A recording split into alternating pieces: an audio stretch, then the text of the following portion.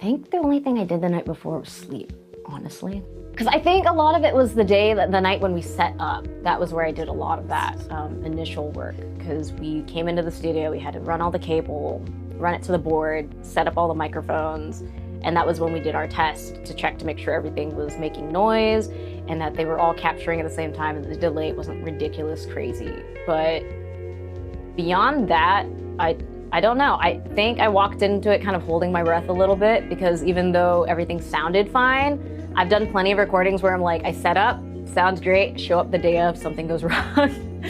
And in those cases, it's just like, okay, give me like, God knows how much time I need to figure out what is actually causing the problem. But I think I tried to go into this with more of a mindset focused on the fun than on anything that could go wrong. And if anything went wrong, kind of take it as a learning experience. I didn't want to wake up the next day feeling anxious because I figured it was already going to be such a different experience for a lot of the students there. And I know Morgan was already probably really in their head about making sure that they could conduct everything and that we got all the takes. Sitting in that space, I think just reminding myself that I'm working with a lot of people who've never recorded before in a studio setting, and that these recording sessions, as fun as they are, can also be really long. Going into the session, it was kind of just reminding myself like, okay, we have these goals, we're gonna try to hit them as best we can, but also trying to keep in mind like, it's okay if it's not going to be exactly how we plan it because things are gonna come up, and then over time, also because they're students, I don't want them to get worn down. If we're trying to do all 3 cues in like 4 hours, we wanna make sure that they have energy to do all 3 cues. It takes a village to make these things happen, and you can only make it work if you're taking care of the people that are making it happen. At the end of the day, what I think was most important is that we're learning and we're having fun.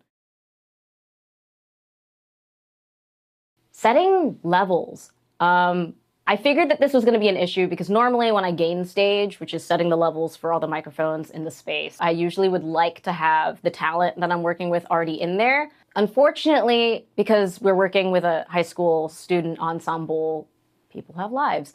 And so they're not contracted to come in the night before to set up those levels. Normally, like in a theater setting, we'd have something similar to something called quiet time, or we'd have band seating where like all the band members would come in, they'd sit down, we'd run through the whole system, they play through a few of the songs, we match the levels and mix it to the way we want it to sound, and then the day of the actual performances, fine tune things.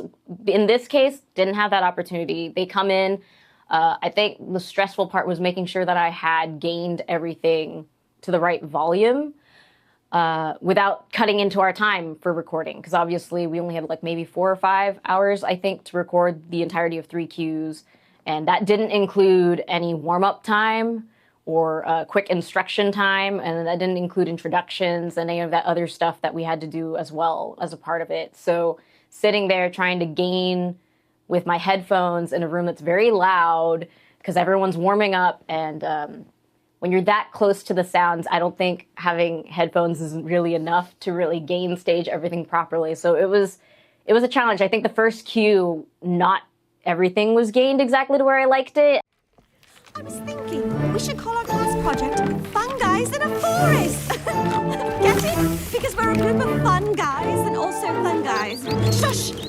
That's Elo Wagtail, and she's in distress. There, my little Montezilla flower. I definitely know by the time we got to the 3rd cue, I felt a lot better. It was more balanced. Guys?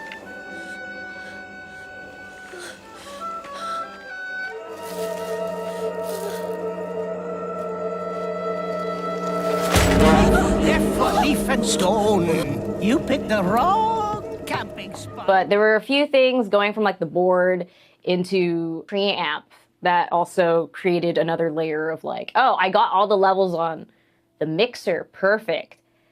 But I forgot that when that's getting sent out of the mixer into my preamp, now the levels from that are changing because that's not normally how I do it. Normally I would just go straight to my preamp, but my preamp's only made for 2 inputs, not an entire 16. So not having the chance to finesse that the night before was also kind of like, oh my God, I didn't realize that the levels were going to change this much between this one device into the other device. And so that kind of also changed some things as well. The challenge of working with students is obviously working towards being better musicians. They're not going to play the same every time. It's gonna have many large fluctuations that are gonna be bigger than I think with professionals.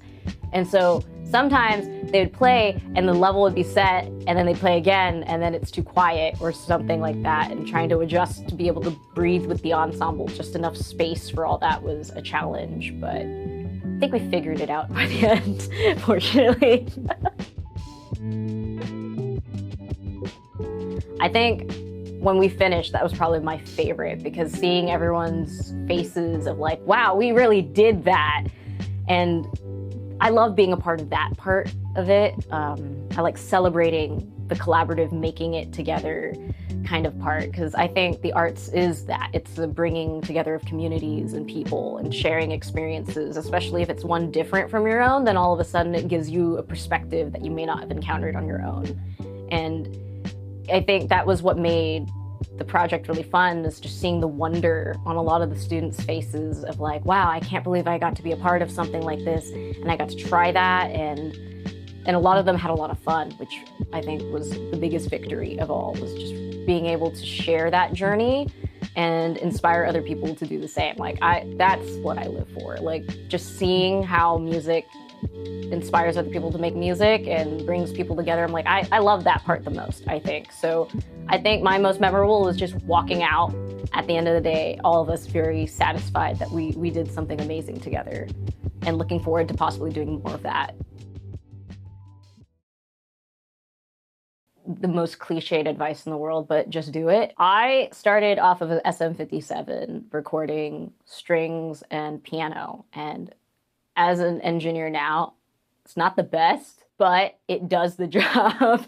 I would say if you have the ability to even just get one microphone, whether that's even your iPhone, and you just start recording, getting used to hearing yourself is one part of it. Like, I still cringe when I hear myself recorded, like my voice, and this is something I'm still working on right now, but being able to record and hear yourself, whether it's you're playing your music or whatever, and getting used to what that sounds like so that you can actually approach it with a critical ear, because I think there's a lot of space for growth. I remember when I was working on recording sessions with my friends, a lot of it's in the head. You're spending a lot of time in a space working on something, and sometimes you're re-recording the same phrase over and over and over again. It's really easy to get in your head about things. And the thing I love and hate about microphones is they're kind of unforgiving. You can record yourself and it's gonna play back exactly what it hears. And sometimes you don't hear yourself quite that way. You're not used to hearing yourself that way. And then all of a sudden you hear it played back at you and it's like, whoa. I remember as a student when I was in school recording for my professors to make sure that they could critique my work, there was moments where I was like, oh my God, do I really sound like that? And just not being able to even take a moment to really listen. But the more you approach it with an objective ear, it allows you to be like, okay, so I'm noticing that I'm not doing certain things that I like here. What can I do to improve that? And it gives you now a place to really explore your own musicality and see what you can do more. But I would say the best advice, start recording with like anything. Some of my earliest recordings are actually like on my phone. And like, I think when I was even younger, I like stole my dad's camcorder and recorded off of that. And that stuff's not great quality. But just giving yourself the chance to do that. You don't have to share it with the world if you don't want to. And I think that was the hardest part for me to realize, was you can record as much as you want. And at the end of the day, you don't have to share it with anyone. It could really just be there for you. And I think reminding myself that, yeah, this could just be for me, whether that's just for fun or if that's growth, like journaling for me. Like if I'm using these recordings as a way for me to examine my practice, I don't have to share that with the world if I don't want to. And reminding yourself that the thing that's beautiful about recordings is if you don't like it, you can always retake it. This is the other thing I tell my musicians all the time. If you don't like that take, it's okay. It's done. We can do it again, but think of it this way. You can hear the take. If you hear something you don't like, take note of what you don't like, take a breather, take a moment. When you're ready, let's try it again.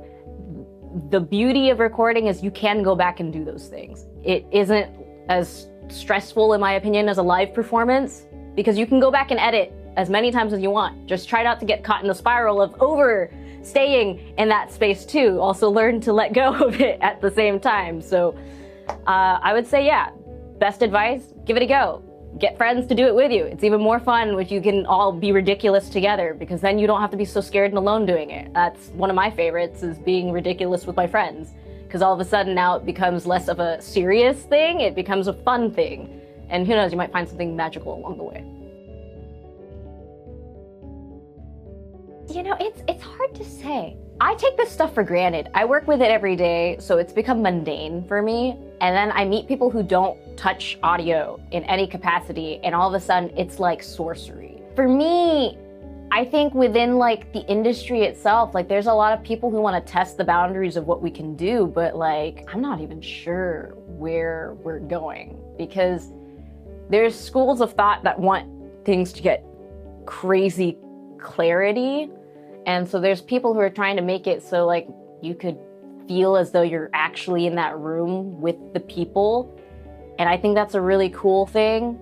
But also there's people who are like going the other way too. It's like, well, I have the means to produce noise and record these sounds. Why am I trying to recreate reality when I can create something totally different? So it's, I don't know. I mean, I think people are always gonna wanna record things. Whether that's digitally, how we're like recording video and sound now, or whether that's recording the old-fashioned way by documenting by hand. I think as long as humans have experiences, that's going to be something that we're always going to want to do. Whether that's from a need to just prove our existence, or whether it's just something that brings us comfort. I would love to see that stuff get even smaller. Like maybe it's the stage technician in me that's like, the day someone makes a microphone as small as like an earring that can go on an actor's ear and no one will know that that's the thing picking up their voice. Like I would love that. As a A2 sound technician that works backstage, that would be cool. I wish more people would be curious about it. That's really where I'm at, because even now, like at least in a lot of the theater shows that I've worked on, the common thing is we want sound, but we don't want to see it. And I don't know, I just feel like it'd be really cool if more people were curious about audio and how it all works, because it's really interesting stuff. I think if you get to the like really nerdy nitty gritty of it, of how it all works, and like bringing that part kind of more forefront, like how people have been able to do that for like costumes and scenic and stuff. There's some really interesting things. I think if we were more open to doing that, we could see more crazy stuff happening in the audio world in relation to all the other things that are going on. I think right now we're kind of separated in a way that's like, oh yeah, and then we'll tack on sound. But it's like, I don't know, what if that was a more essential part of what we're doing? What if recording stuff was more essential to the forefront? But I mean, my hope really goes for audio in general, is like more accessibility, I think is the big thing. Like I've been really fascinated seeing how people are using it to help people hear things better and things like that. But I mean, that's its own discussion. Like there's so much stuff, so much stuff.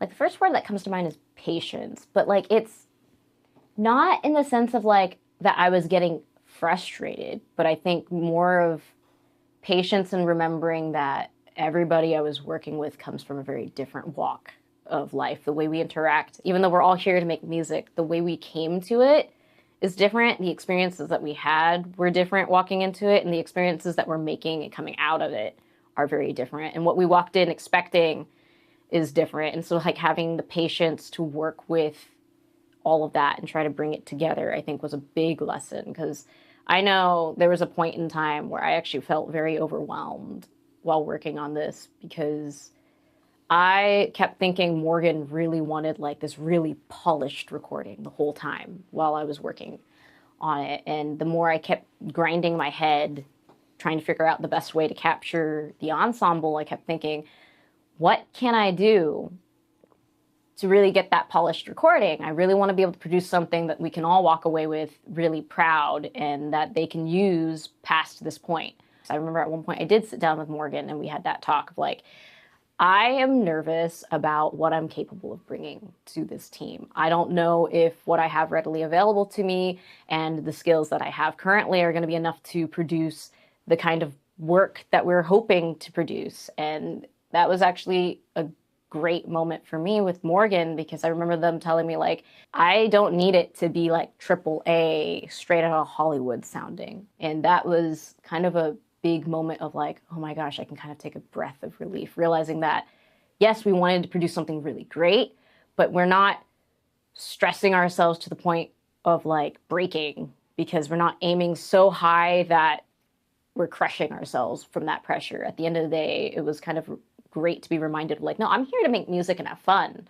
And if I'm stressing to the point where I'm no longer doing that, am I really doing what I'm here to do? For me, I kept telling Morgan too that I'm still on a healing journey for my process with music. I'm blessed that I get to work as a technician now, which is tangentially related to music. But for a long period before then, I actually hadn't touched music for like 2.5-ish years after graduating university. And part of that was because I burnt out from it. And it was kind of almost painful to be working on music. And I was very in my head about it. And it was hard to kind of break away from the critical voice that was always like, no, you have to be producing this caliber of stuff, without realizing that, yes, to get to that point, it's going to take a lot of work and a lot of steps in between. And sometimes you're going to miss the mark completely. And maybe that's actually where you find your treasure, in that place where you totally missed the mark. But for me, it became less fun. And at the very least, it created a little bit of a resentment, because I'm seeing all these other people around me that are just going for it and they love it and they're enjoying it. And it's like, am I doing something wrong? Because I'm no longer enjoying this process. It's actually hurting me to sit down and do this. And so I would say like the biggest learning thing for me was kind of giving myself that freedom again to be like, no, it's okay that it doesn't have to be perfect. And it's okay just to do it for fun and see where that goes. Right now, I kind of want to finish producing a small EP, because I've already written all the music. I just kind of forgot about it. But I think it would be a nice way to kind of tie off the last chapter I had before jumping into the next chapter of what I want to do. I kind of want to start trying some singer-songwriter stuff.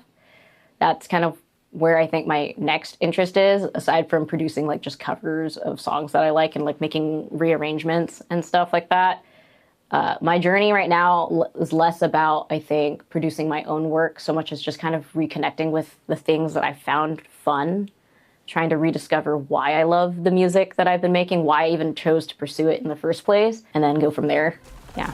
Yay! Yay!